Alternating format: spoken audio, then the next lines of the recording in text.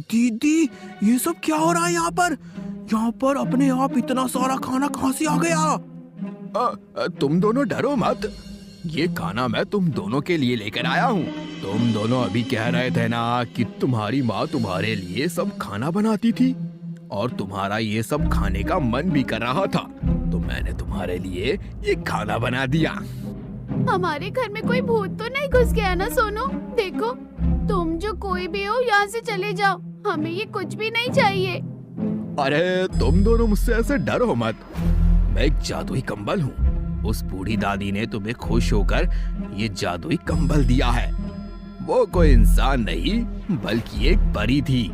अब तुम जो चाहो मुझसे मांग सकते हो, मैं तुम लोगों की हर जरूरत को पूरी करूँगा।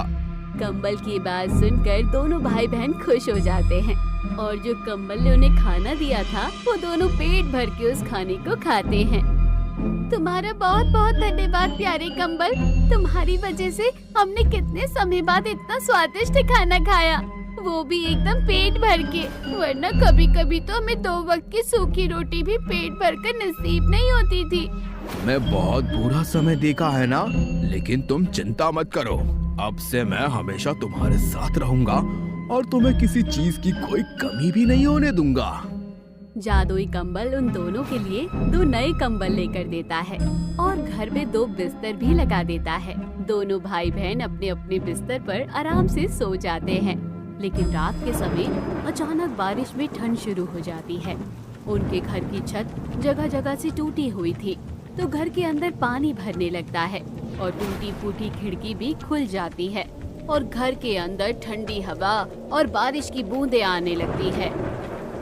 हे भगवान, एक तो पहले ही इतनी ठंड है, ऊपर से बारिश भी आ गई। तुम्हारा शुक्र है जादुई कंबल कि तुमने हमें ये कंबल दे दिया, वरना हम तो ठंड में जम जाते। हाँ जादुई कंबल, तुम्हारा बहुत बहुत शुक्रिया।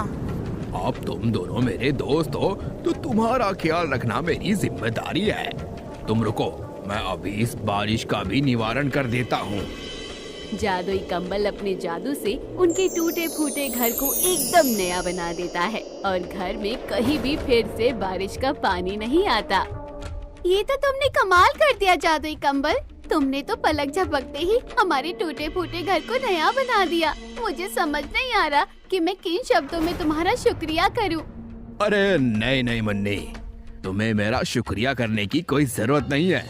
मैं तुम्हारा दोस्त हूँ और दोस्त तो एक दूसरे की मदद के लिए ही होते हैं। चलो अब तुम दोनों आराम से सो जाओ।